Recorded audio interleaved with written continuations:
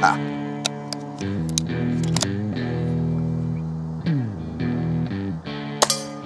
Ding!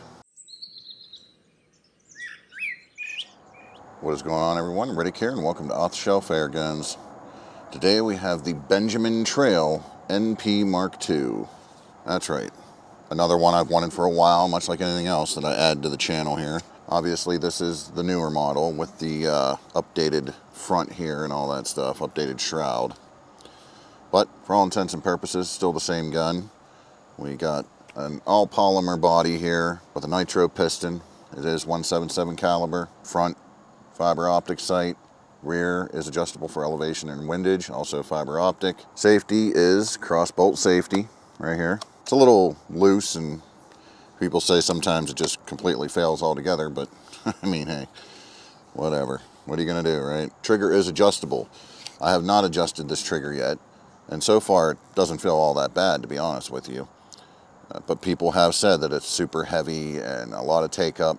There is some take up for sure. Is it the worst I've ever experienced? No, I've experienced a lot worse. It does have an 11mm dovetail up here, so you can put a little red dot or a little scope or something on there. They claim upwards of 525 FPS with lead and like 625 with alloy. Also, you can see the front here, it does come with this cocking aid that you slide onto the front like so, which makes it even extra beefier.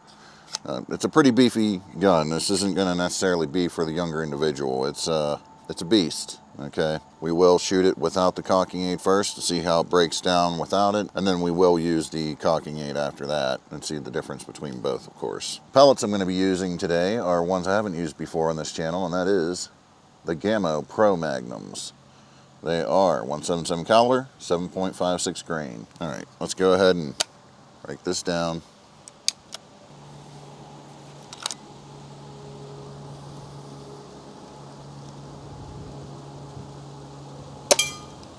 Ting!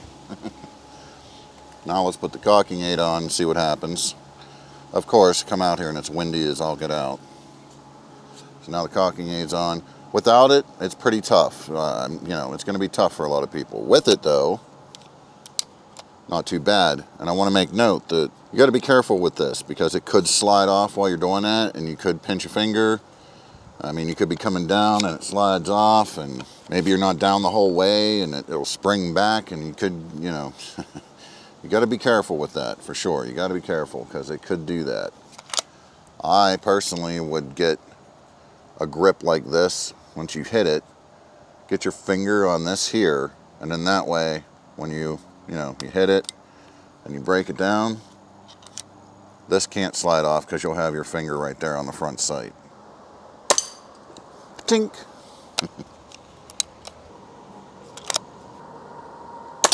Whoop, missed that one.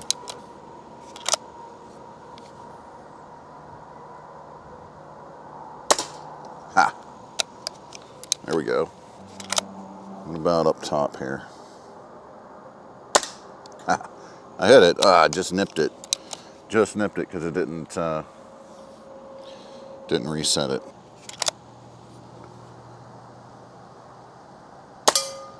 Ding!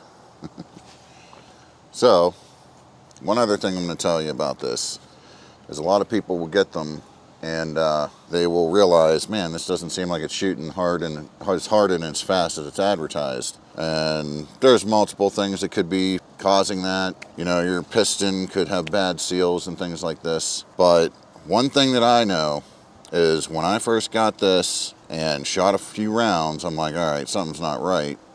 It's actually the little gasket right here.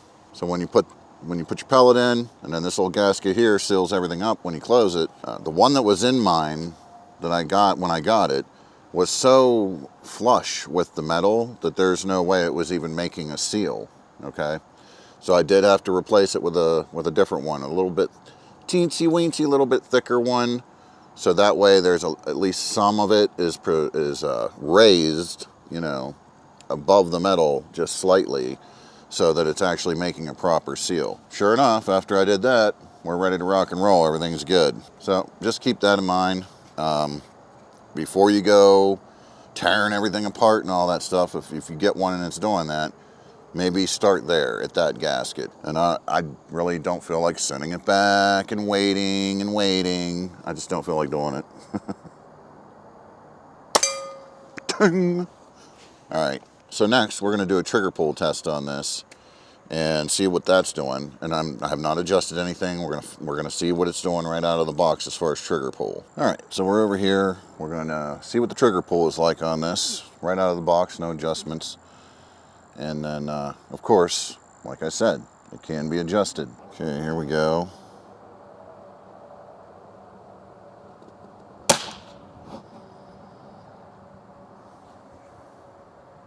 £3, 10.2 ounces. Do another one.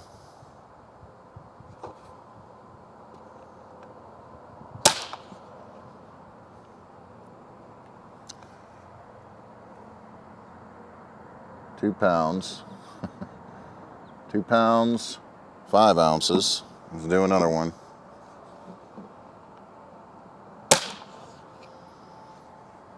£3, 8 ounces.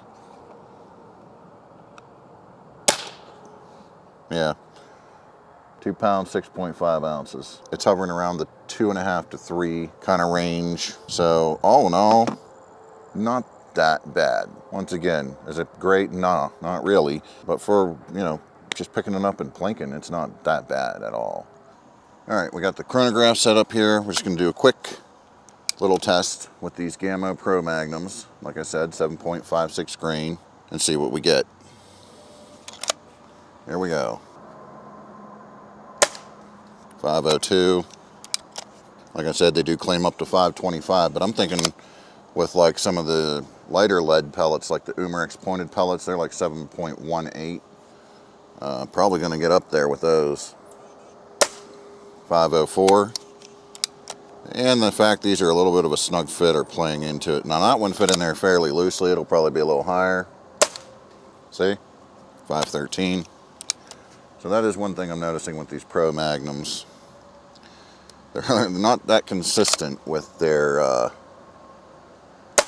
size. 509. Let's do one more of the Pro Magnums here. 513. And you know what? I'm gonna go get my little box of Umarex pointed pellets because they're a little lighter, but they're still lead pellets. We're gonna see what they're doing.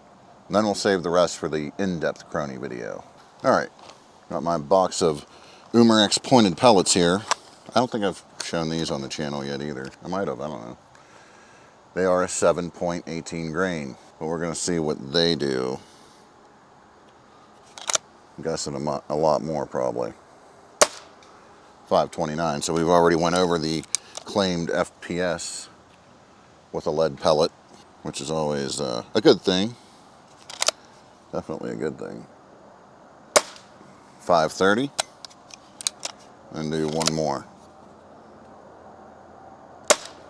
535. Well, that makes me want to do one more. 533. All right. So we went above the claimed FPS with lead pellets. The elevation where I'm at is 900 feet, so that could be playing into it as well. You'd be getting more than that at a lower elevation. So keep that in mind. All right, I got a target set up over there at 10 yards. That's where my little backyard plinking target stand thing that I made is set up. And we're just gonna use the Gamma Pro Magnums, even though they're a little weird. So we'll just see what we can get here. Offhand accuracy. And we'll just try to group things together offhand. That's all we're gonna do. Here we go. Okay.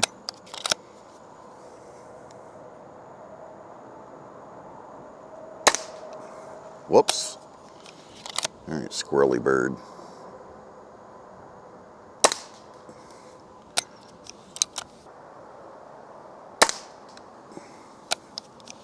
Calm down, Billy. Calm down. Billy is out there moving my target around. There we go. See? Billy runs away and we can actually get a shot on the paper. That pesky Billy out there, man. Gotta watch out for him. Come on now.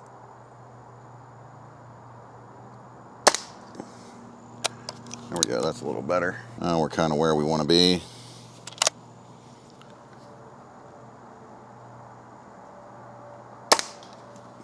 Whoop. Hey, I'll take that anyway. Okay. One more. We do have a nice little group right there at the left bottommost area under the red dot for an offhand group. Okay. What did I say? One more? Of course not. This is one more. There we go. All right, well, there you go. The Benjamin Trail NP Mark II. We're going to do, like I said, a full standalone crony test with this, multiple different weights, things like that. See if we can hit close to that 600 mark with the alloy. Then we will do a more comprehensive accuracy test too, you know. We'll get it on a table, on a sandbag and things like that, see what we really can do with it. Yeah, there you go. With that said, I'll catch you all down the road.